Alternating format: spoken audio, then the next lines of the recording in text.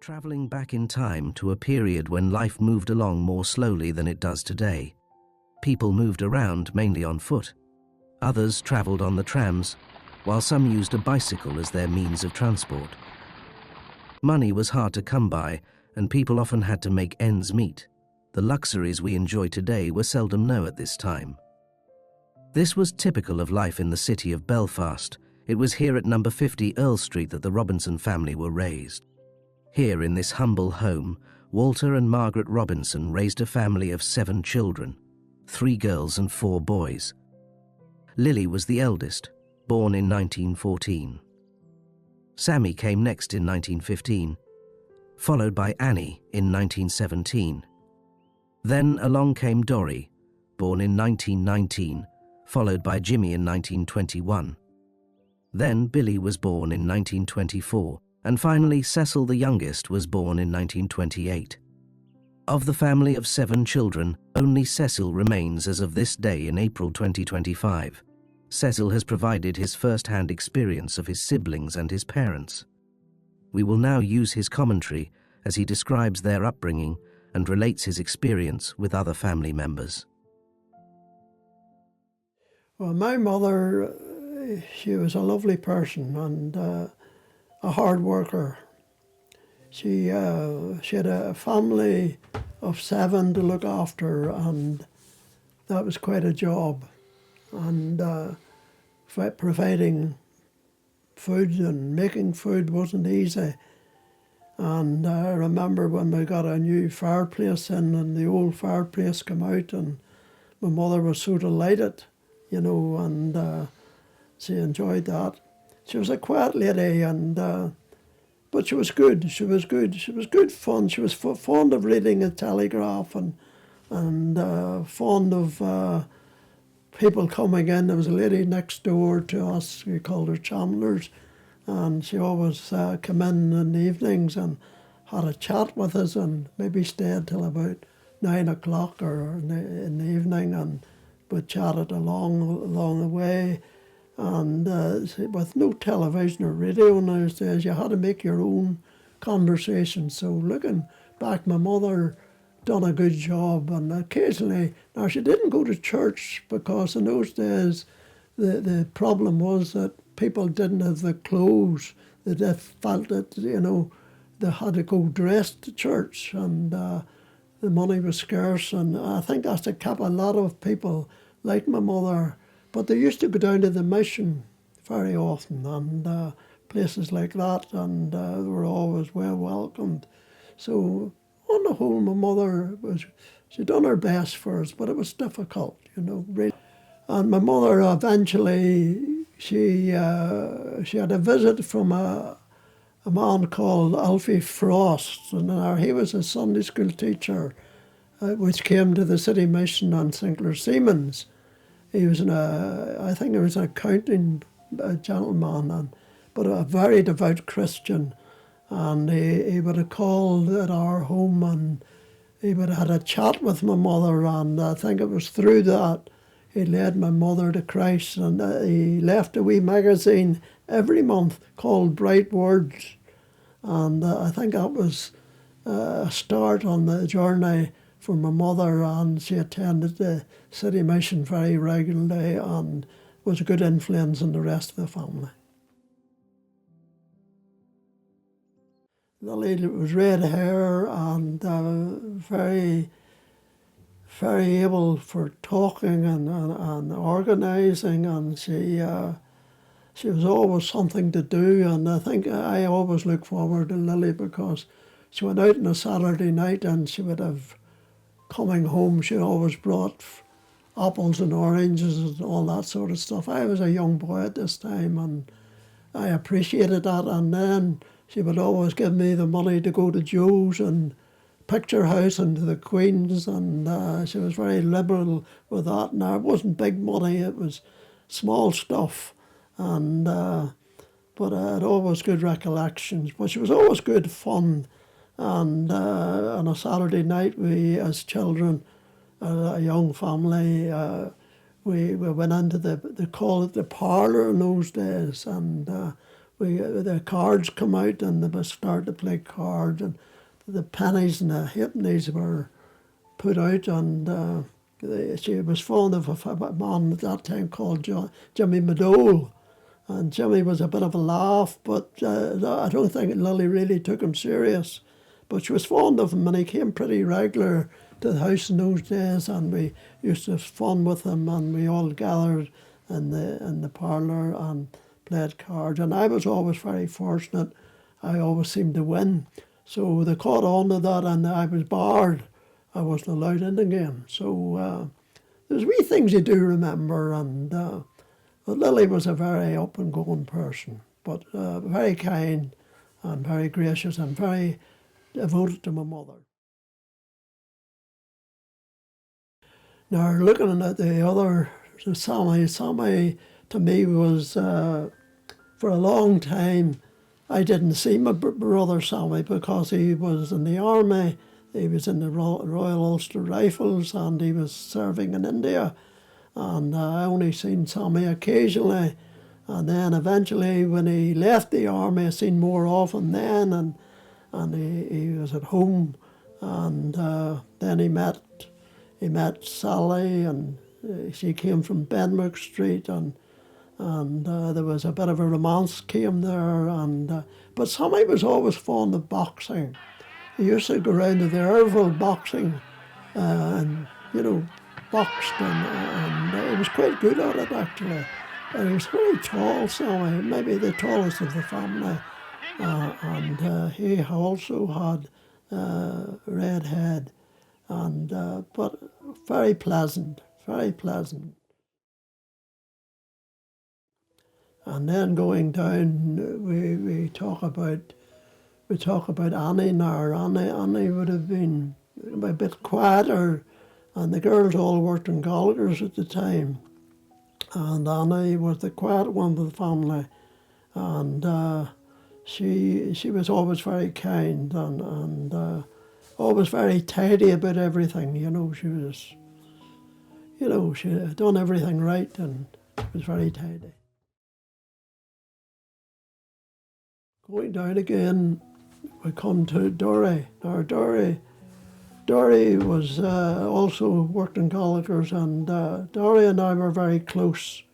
And Dorothy was, we called her Dory, but she was very kind. And Dory had a couple of boys, and she had one boy called Woodrow, and she just loved him. But the unfortunate thing was he was lost at sea, and she broke her heart. And then she met another chap, and you called him Geordie Butler, and Geordie just loved Dory, but she didn't love him, and it was a difficult time because he could have given her everything. He was a very kind fella, and he loved Dory very much, but she just didn't want him. She met Joe, and that was Joe Dewey, and she married him, and she brought up a young family. I used to go to the pictures very often with Dory, and she would have taken me on. She brought the sweets, and we went to the Dunkirk, and I have happy memories of Dory.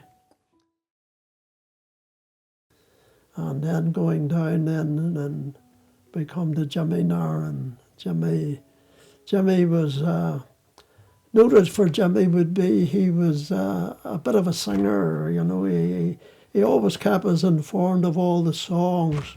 A bit like Annie. Annie was the same, and used to sing in the house. You don't get many families now singing in the house, but they would have sang, and they enjoyed all the new songs that come out. And there was one that I do remember well when Annie was there, was that Irene, good night, Irene. And she used to sing that very regular. But Jimmy was a great singer, and then he met Bertha, and the romance, and it was into the parlour, and we always had great fun and chat together. And Bertha lived in Earl Street, I think it was. She was a lovely person too. So, Dory and Jimmy, they were linked together greatly. And then we come to my brother Billy. Now Billy was closer to me because the age group, because there was 4 years between Billy, there was 7 between Jimmy, so you can understand there was the gap there. But as I grew older and Billy got a wee bit older, and what I do remember about Billy and Jimmy, the father used to send them down to Harry McKelvey's to put on a bet. And I think that's what maybe got Jimmy doing the bets and so forth, and doing a wee bit of gambling. But what do you call it? I think Billy didn't get that, but he was always a hard worker, Billy, and I always enjoyed his company. Any job he done for me when I got married, and Billy and I were very close, and we had good fun together and talked together. And Billy was a great writer and reader, and I was closer to Billy than perhaps any of the family. Well, Billy met a lovely girl, and you called her Margaret, and she came onto the scene, and she joined the rest with Bertha and in the parlour, and we chatted, and the thing about Margaret was that she was full of fun. She loved to laugh, she loved to joke. Even if it was on somebody else, she still enjoyed it. And Billy at that stage, as the months went on, we were talking about getting married, and we were looking for houses and all that stuff. And I had planned to get the house next door. The people were leaving. And then Billy, who was very able with his hands, he took on the job. I had made a move to Earl Street at the time, Annie and I, and Billy took the house in Earl Street and worked hard at it. He was very good with his hands, plastered, pulled it asunder, worked hard, because it was a house that needed a lot of attention.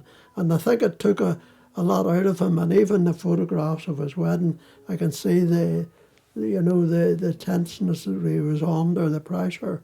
And I remember getting him ready that morning for the wedding, and I had to help him with his shirt to button up what he wasn't using up, to get the tie up and get the suit on, and he had a lovely wedding, and Margaret and him were very, very happy. I think it was a very happy time for him, and it was just about a difference of, I think it was 2 months. I was married in Sinclair Siemens, and Billy was married, I think, in, I forget the name, Newington Church at the time. And, well, we were both it was only 2 months between us when we got married, so we were very close. And we followed each other's adventure from that, and unfortunately things don't always work out for everyone. But unfortunately, when Billy after had been married for some time and the family had started to come, the difficulties came and the problems, and it was difficult for them because money wasn't great in them days, and every penny counted. But we sort of made our way, and I put a deposit down and got a house, and Billy got a place, and the children came. But the problem was, as the years went on, things got tight, and Billy had many a problem, and I had many a problem, but we got through. And then Billy got settled in a job which I thought was a job that I would have loved. It was in a church, and it was looking after a church, and I forget the name of the place now, but it was a big church, Rosemary Church, I think it was, Rosemary. So there was a bungalow went along with that, and it was a beautiful bungalow and lovely grounds, and Billy had me up to see it, and I said, Billy, I would have loved this. And he was there for a while, and only thing, things went wrong and Billy had to leave it, and the circumstances just changed then, and I advised him not to leave it. I'd do a good house and a good job, and I said I'd love a job like that.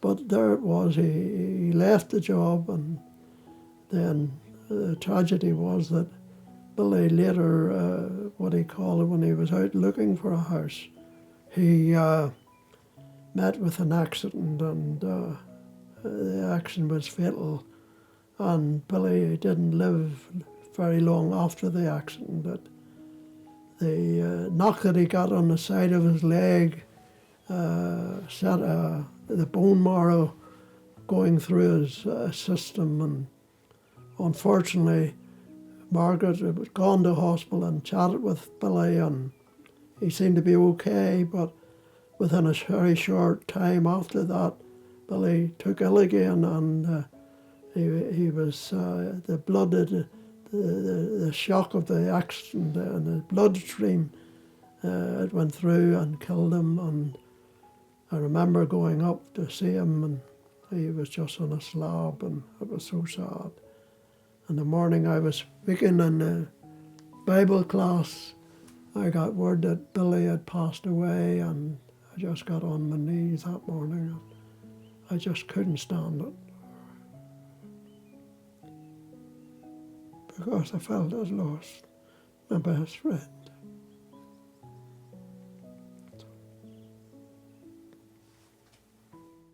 The headlines in the local newspaper that day read, "Out of control vehicle in one of the worst street crashes in Belfast in many years. 14 injured as bus hits shop. Cyclist and child are knocked down as passengers scream." Injury and destruction came to Belfast today when a corporation bus ran out of control, knocked down a cyclist and a child, and crashed into a shop. 14 people were taken to hospital. It was mid-morning when the new 14-ton diesel bus hurled through the shop front on the corner of the Governor Road. The driver, who had climbed out of his cab uninjured, had swerved to avoid a tyre which had fallen from a van. The bus then collided with a junction fuse box, knocked down the cyclist and the child, and buried itself in the 2-story building. The incident happened on Billy's young daughter Elizabeth's birthday. Tragically, just 6 days later, Billy passed away. The impact on this family remains to this day.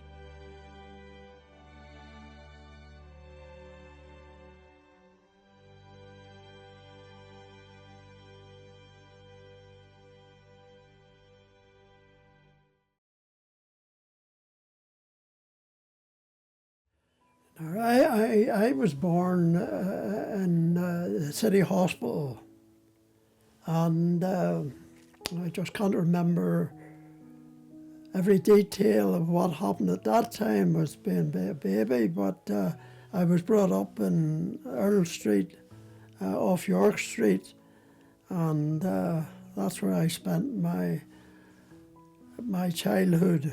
On up to, I was about 14, 15. Life as a young child growing up in Earl Street, I can remember it so well.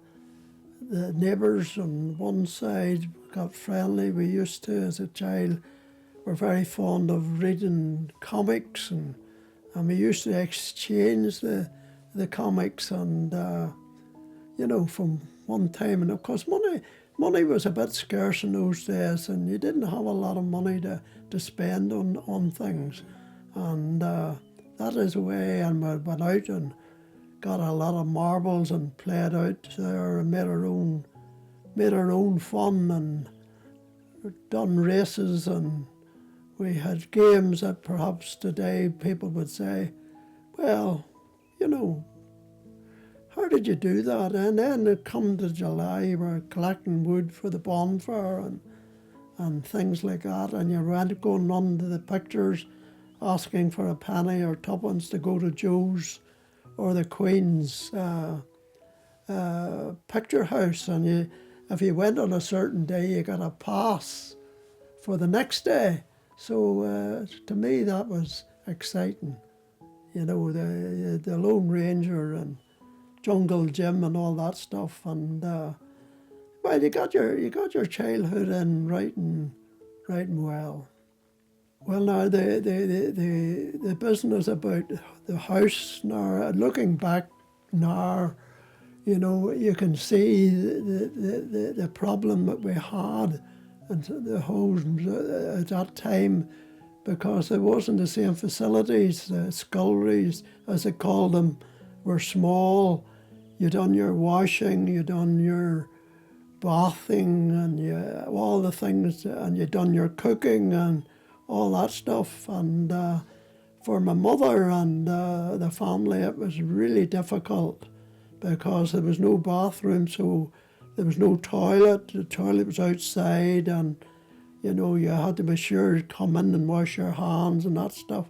And you know, that for a child and for grown ups was a very difficult time.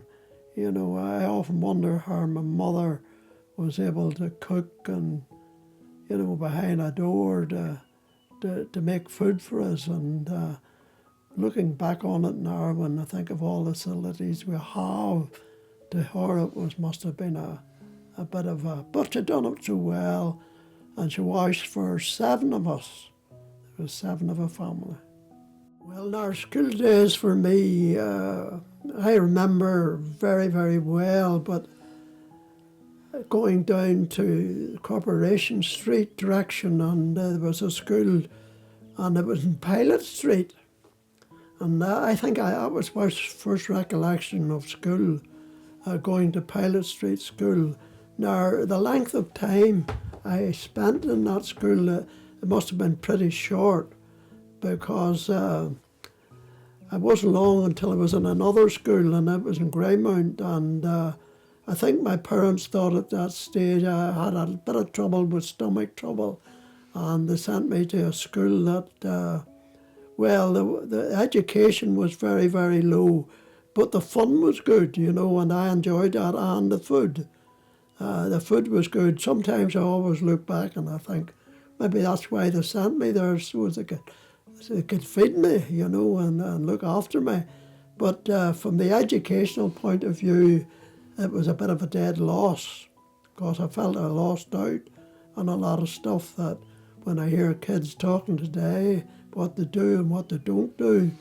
But I didn't. I pursued it, and I done my best, and I was able to read and write and to do all them things. But to go into all more sophisticated stuff, that would have been a problem for me.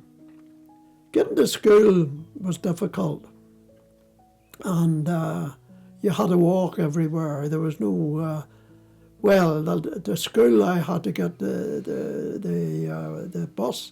I think it was an old tram, was the first one that we had. And it was an open air one. The front was open and the back was open. And we used to get wee, they used to call it wee check things. And that was paid your way to wherever you were going, say Greymount and places like that. And you got so many of them a week, and that's the way you got there. And then gradually the trams got more sophisticated and closed in more. Whereas the other ones, the kids used to go to the front and look out and enjoy the scenery. But then the trolley buses come on, and they were much quicker and more accessible. So bringing up from the school age and into to the age of, you know, adult, you know, even getting to starting your first job. I think my first job was a 12-year-old as a child, working in Wellwoods, chemists, going the messages and doing the windows and brushing up, and at the end of the week you got maybe 4 shillings, and you went home and you gave that to your parents to help them to get through the rest of the week with their food stuff. So all these things counted in them days, and things were what you call, young ones today wouldn't hardly believe, you know, that you'd done those things. But at 14, I started work.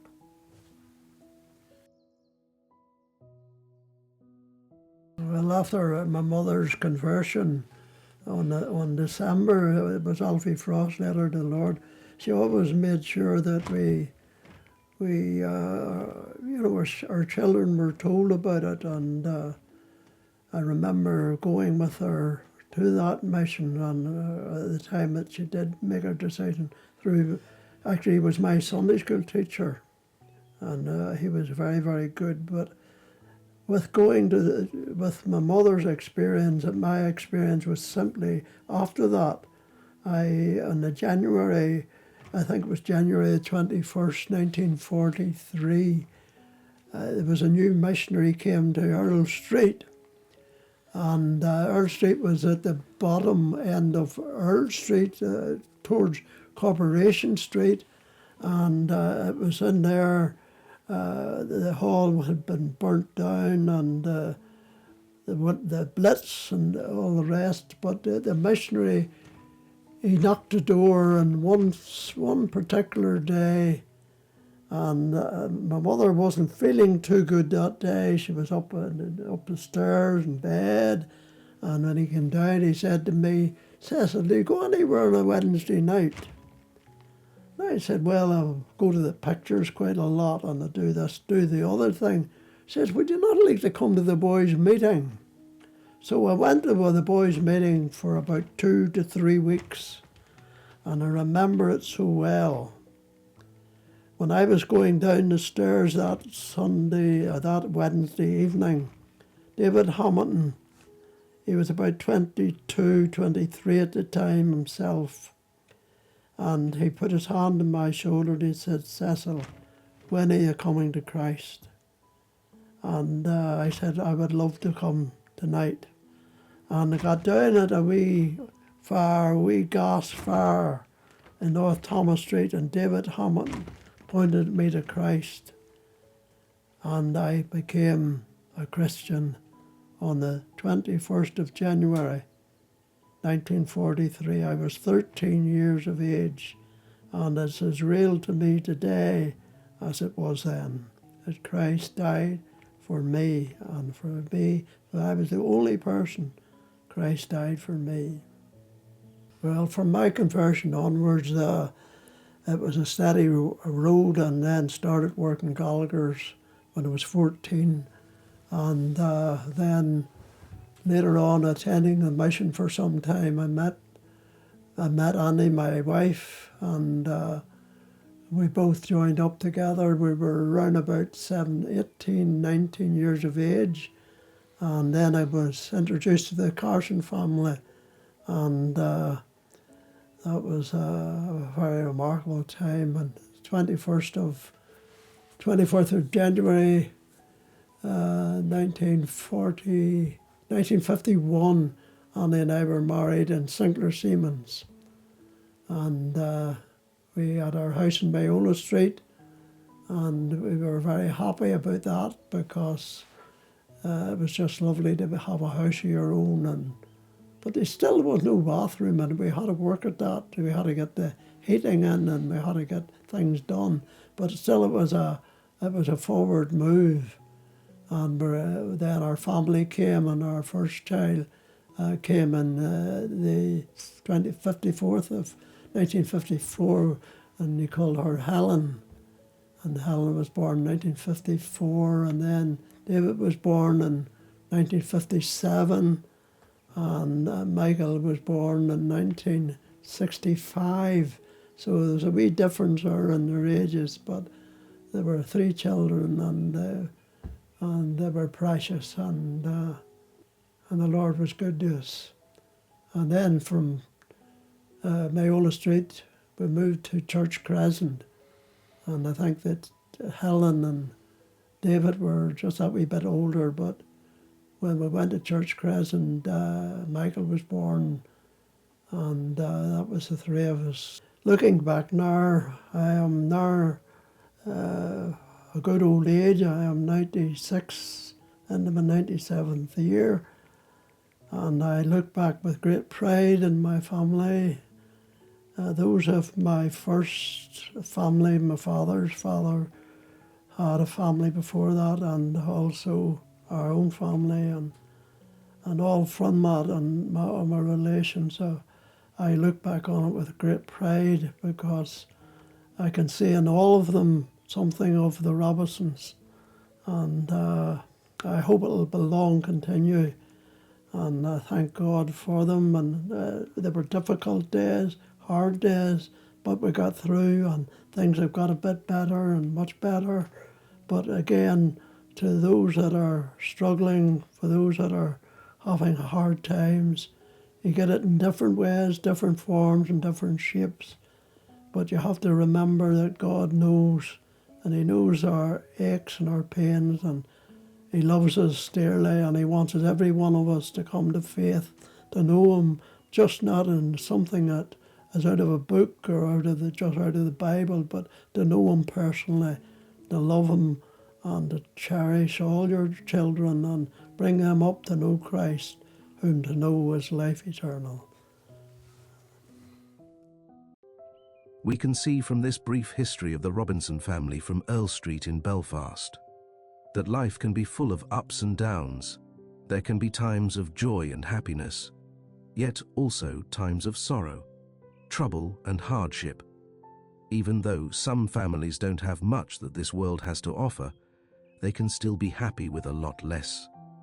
The fact is, having family around you with their various personalities and different ways can have a positive impact on how we are raised. We have learned how Jimmy and Annie cheered up this family with their singing. Sammy was a witty character and enjoyed boxing. Lily, being the eldest, held sway over the rest. Dorry was a kind soul, while Billy worked very hard with his hands, putting his skills to good use. He also loved reading and writing. Cecil, under the influence of his godly mother, chose to enter the narrow way that leads to life eternal. He has had the privilege of living that life now for 83 years. And now, at the age of 96, he still lives alone, looks after his small garden, and is still able to manage by himself from day to day. Each of us will have our own story to tell, and the Robinsons are just one of thousands of families living their lives in a fast-changing world. What story will you be a part of? What impression will you leave on those around you?